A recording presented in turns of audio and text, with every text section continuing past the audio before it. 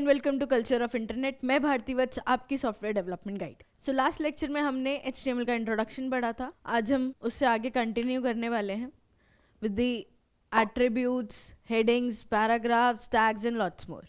Start करने से पहले I need to share an information with you. Information is all about to getting a job in HTML। So आप HTML सीख के भी as an fresher 5 to 8 LPA का package earn कर सकते हैं, एंड अगर आप एक्सपीरियंस हो जाते हो then this particular package will increase up to 11 to 20 LPA. So let's not waste the time and continue with the trip of HTML. So let's start with the attributes. Basically attributes है क्या? Attributes provide additional information about HTML elements. So हमने elements देखे थे last class में कि what are the elements. तो उन्हीं elements को एक एडिशनल इंफॉर्मेशन या एक एडिशनल फैक्टर प्रोवाइड करने के लिए एट्रीब्यूट्स हम यूज़ करते हैं। So all elements can have attributes. हर एक एलिमेंट के पास अपना एट्रीब्यूट होता है। Attribute provide additional information about elements. Additional information provide करना एट्रीब्यूट्स का काम होता है। Attributes are always specified in the start tags. जो आप टैग की स्टार्टिंग करते हो उसी में ही आप एट्रीब्यूट्स को भी आइडेंटिफाई करते हो या स्पेसिफाई करते हो। Attributes usually come in name value pair. So you need to write the name of an attribute and the value of the attribute. For example, if I am using h1 tag, I can use attribute like style equals to color, let's say blue, and I'm just close this particular tag and I would write heading and close this particular h1. So this is how you need to write the attribute. So this is the attribute name and this is the value of the attribute, right? So let's see an example. Okay, so as usual I've started this particular example with doctype HTML. उसके बाद हमने HTML वही आपका root, then head. मैंने head आज blank छोड़ा है, मैंने हेड के अंदर कुछ नहीं लिखा है। If you want to write you can. Next body tag. Body tag के अंदर मैंने h1 हेडिंग दिया। फिर p के साथ मैंने स्टाइल यूज़ किया। स्टाइल के अंदर देखो हमने कितनी सारी वैल्यूज़ यूज़ करी हैं। हाइट को एक वैल्यू दे दी 50 पिक्सल। देन कलर मैंने दे दिया ब्लू। उसके बाद में मैंने अपना पैराग्राफ कंटिन्यू किया। नेक्स्ट पैराग्राफ में मैंने स्टाइल के साथ कलर दिया रेड एंड फर्दर मैंने अपना पैराग्राफ कंटिन्यू किया। So this is the example of attributes. हम इसको एक बारी प्रैक्टिकल देख लेते हैं कि इसका आउटपुट एग्जैक्टली क्या आता है। So let's move to visual studio code. हमने एक ऑलरेडी अपने डेस्कटॉप में फोल्डर क्रिएट किया हुआ था HTML का। सो हम उसी को ही ओपन कर लेते हैं and select that particular folder. So मैंने एक फाइल ऑलरेडी क्रिएट की हुई है example.html से, as you can see there. So now let's continue with it. सबसे पहले हम डॉक टाइप, देन अपना HTML टैग देंगे नेक्स्ट लाइन में, फिर अपना हेड टैग लिखेंगे। हेड के अंदर if you want you can add your title. Let's suppose I'm giving this title as an index, and after the head I'm going to add body. Body के अंदर सबसे पहले हम हेडिंग दे देते हैं h1. This is the heading. Now next line में we'll go with paragraph. Paragraph के साथ we'll write style equals to height for let's say 50 pixel and color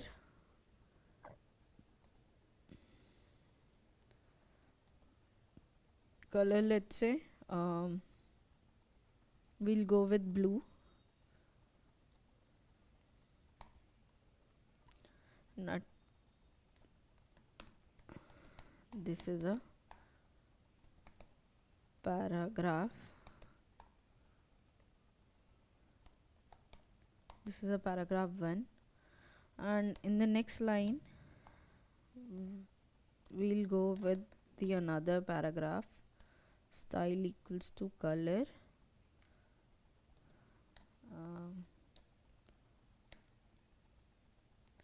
Equanium.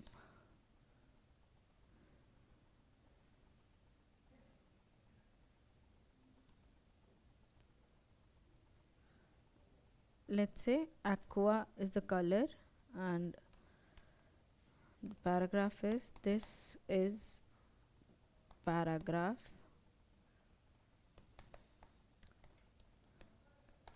2.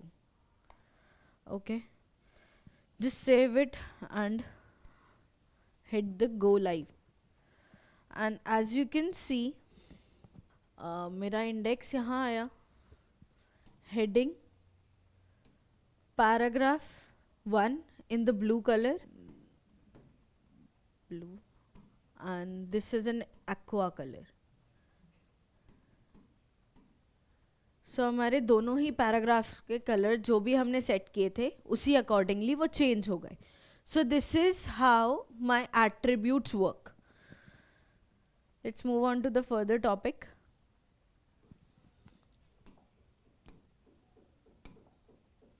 Okay, let's start with heading. So as you know, हम heading एक particular paragraph को या एक particular web page को enhance करने के लिए लिखते हैं. तो हेडिंग्स आर द टाइटल्स और the subtitles that you want to display on the web page. जो हेडिंग्स रहते हैं वो बेसिकली आपके वेब पेज के लिए टाइटल होता है, या आपके पैराग्राफ के लिए टाइटल होता है, या सब टाइटल होता है, और वो आपका बॉडी पोर्शन में कवर अप होता है. So HTML headings are defined with H1. H1 हमने लास्ट लेक्चर में भी पढ़ा है. H1 is the largest heading and till H6. So we have 6 heading types: H1, H2, H3, H4, H5 and lastly H6. So ये आपका decreasing order में होता है. आपका H1 is the largest one and H6 is the smallest one.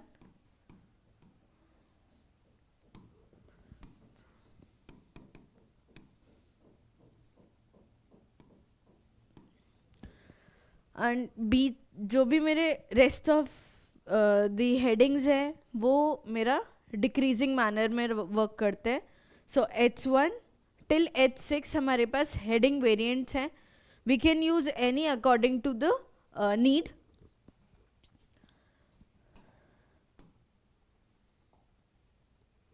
So headings are important. Headings important क्यों हैं वो चीज़ भी देखते हैं. Search engines use the headings to index the structure and content of your web page.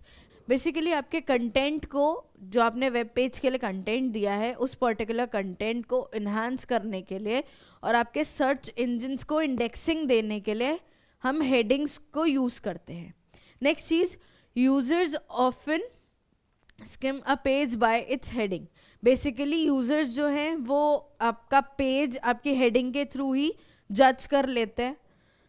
It is important to use heading to show the document structure. आपका जो भी डॉक्यूमेंट है उसका स्ट्रक्चर डिफाइन करने के लिए हमें हेडिंग्स लिखनी पड़ती हैं. That's important part.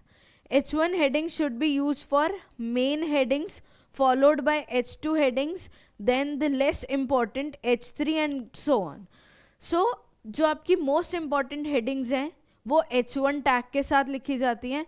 फिर जो उससे कम इम्पॉर्टेंट, मतलब दे गो इन अ डिक्रीजिंग मैनर. जितना ही आपका हेडिंग लीस्ट इंपॉर्टेंट होगा उतना ही आपका हेडिंग का वेरिएंट गिर जाएगा, right? So let's see an example of it also.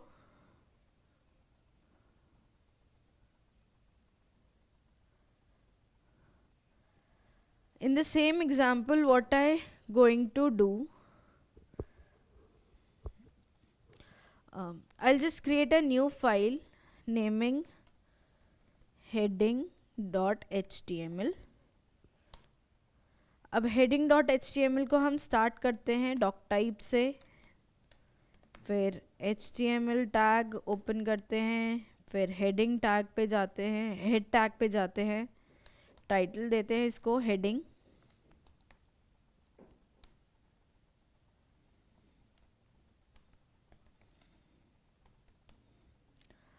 Next हम बॉडी टैग पे आते हैं.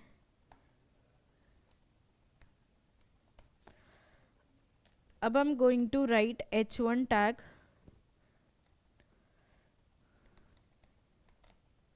heading 1. Next h2 tag, let's say heading 2. h3 heading 3. h4 heading 4.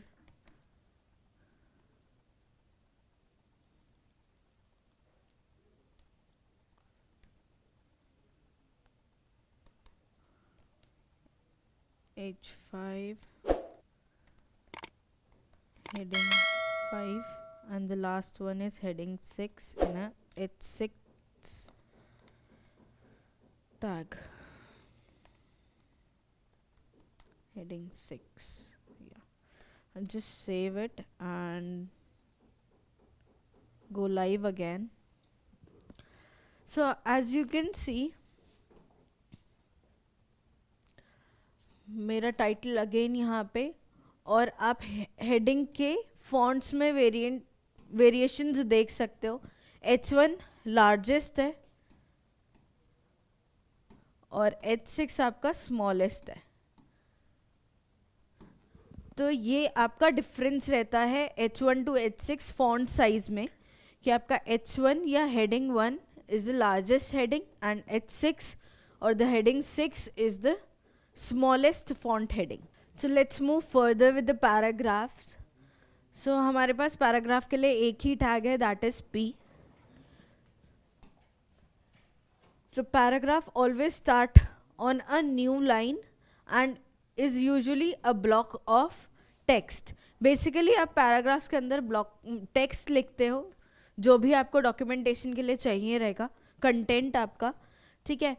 और जब भी आप नया पैराग्राफ टैग ऐड करोगे वो हमेशा न्यू लाइन से स्टार्ट होगा. HTML P element defines a paragraph. A paragraph always start on a new line and browsers automatically add some white space or a margin before and after a paragraph. So आपका browser इतना smartly work करता है P tag के साथ कि it adds a margin जब हम अपना पैराग्राफ स्टार्ट करते हैं उससे पहले, और जब हम अपना पैराग्राफ एंड करते हैं उसके बाद वो ऑटोमेटिकली एक मार्जिन आपको प्रोवाइड कर देता है. But problem is P tag के साथ आप अगर आपने बीच में स्पेसेस या लाइंस यूज़ करे हैं, डिफरेंट लाइंस, तो वो चीज़ें वो नहीं शो करेगा, सब चीज़ें मर्ज कर देगा और एक ही पर्टिकुलर पैराग्राफ के अंदर उसको डिफाइन कर देगा. हम इसका भी एक एग्जाम्पल देखते हैं कि पी टैग किस तरीके से वर्क करता है.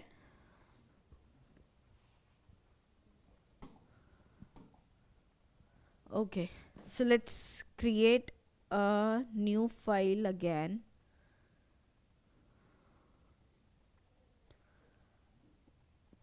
और इसको हम नेम दे देते हैं पैराग्राफ .html. स्टार्ट करते हैं अपना doctype HTML head title title के अंदर we'll go with paragraph.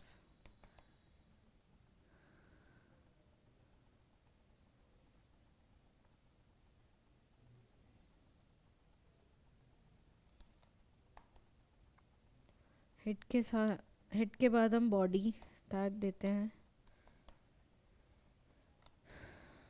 Let's start with the H1.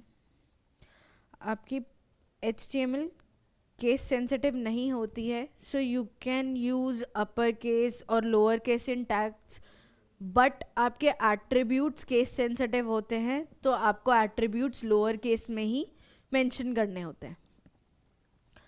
हम हेडिंग में HTML लिख देते हैं और एक छोटा सा पैराग्राफ अबाउट HTML कि what is exactly my HTML is. Okay, इसको सेव करते हैं and just hit my go live button. उसके बाद एज यू कैन सी हमारा पैराग्राफ किस तरीके से डिस्प्ले हो रहा है. What I will do, I just break the lines. मैं इनको अलग अलग लाइंस में डिफाइन कर लेती हूँ. राइट, इसको सेव कर लेते हैं और again we go live. So you can see कि हमने जब लाइंस को अलग अलग किया तो भी हमारा पैराग्राफ एक सीक्वेंस में डिस्प्ले हुआ है, कोई लाइन ब्रेकेज नहीं है. लाइन ब्रेकेज के लिए वी हैव टू ऑप्शंस, या तो हम PRE टैग यूज़ करें या हम ब्रेक टैग यूज़ करें. तो break tag, as you know, break tag हमारा एक एम्प्टी टैग है.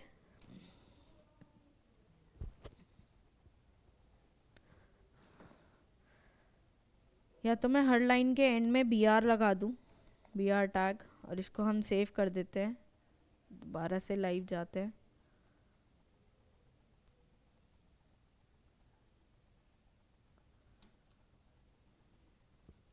अब BR टैग लगाने के बाद you can see the difference कि हमारा पैराग्राफ जो है वो अलग अलग लाइंस में डिस्प्ले हुआ है. एक और ऑप्शन है कि हम BR टैग ना यूज़ करके हम PRE टैग यूज़ करें. सो PRE आपका स्पेसेस को काउंट कर लेता है, लेकिन आपका पैराग्राफ जो है वो स्पेसेस को काउंट नहीं करता.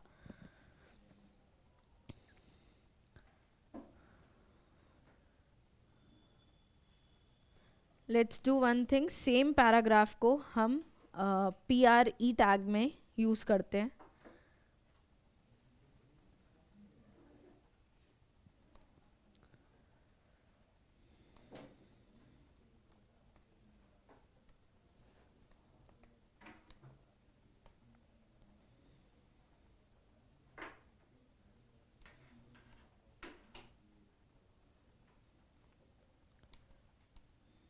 इसको सेव करके वापस से रन करते हैं.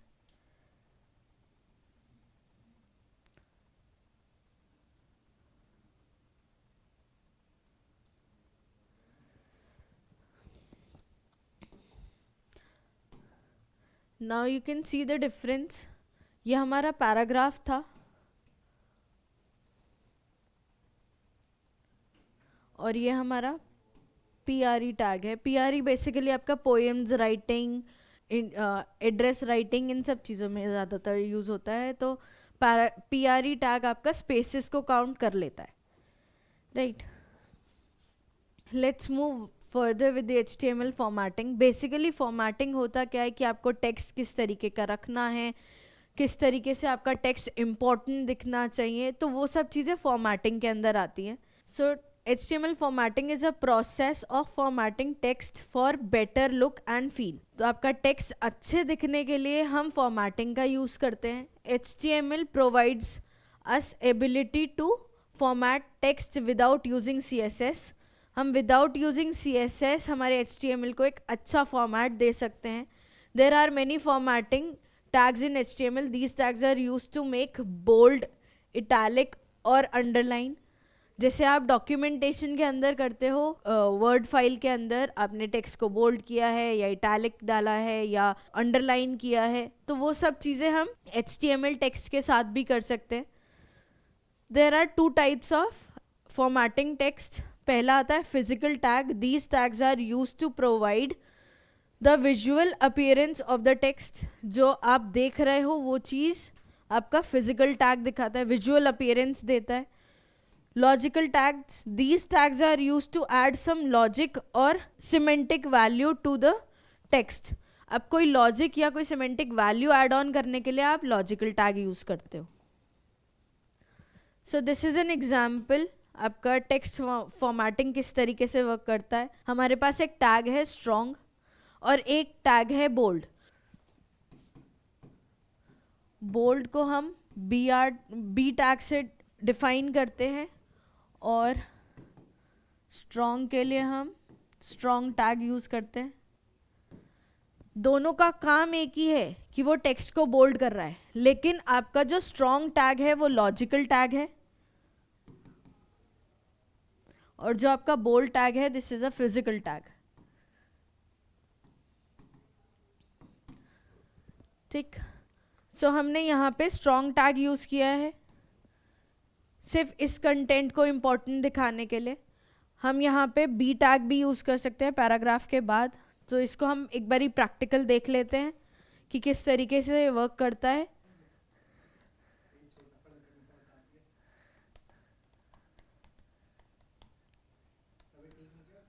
ठीक है.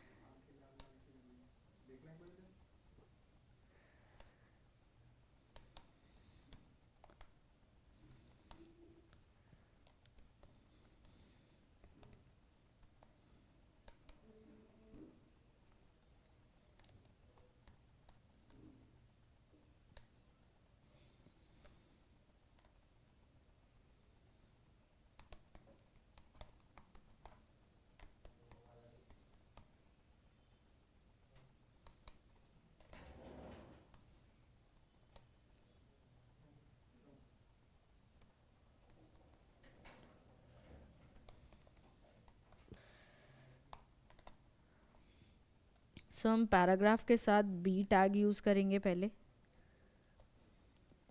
Let's write this is an important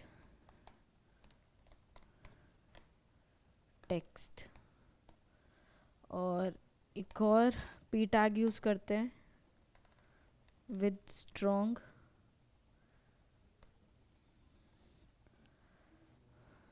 इसमें हम सिर्फ इम्पोर्टेंट लिखते हैं और इसके आगे टेक्स्ट. इसको सेव कर लेते हैं. एक बार लाइव जाके चेक करते हैं कि हमारा क्या आउटपुट आया.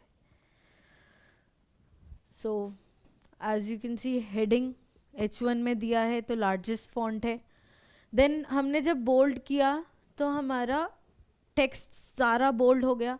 जब हमने स्ट्रॉन्ग के साथ यूज़ किया है तो इट्स लाइक कि एक लॉजिक हमने लगाया है विद अ वर्ड. सो ये हमारा फिजिकल टैग है और ये हमारा लॉजिकल टैग है. And this is the output for that particular code. So आज के इस लेक्चर में हमने पढ़ा एट्रीब्यूट्स क्या होते हैं, उनको हम एलिमेंट्स के साथ टैग्स के साथ किस तरीके से यूज करते हैं. हेडिंग्स क्या होती हैं, हेडिंग्स के वेरिएंट्स क्या हैं, पैराग्राफ क्या होता है, पीआरई टैग कैसे यूज करते हैं, ब्रेक कैसे यूज करते हैं, टेक्स्ट फॉर्मेटिंग क्या होती है. सो नेक्स्ट लेक्चर में हम टेक्स्ट फॉर्मेटिंग के और टैग्स पढ़ने वाले हैं. तो कहीं मत जाइएगा. Don't miss it. Subscribe, share, like तीनों चीजें कर दो.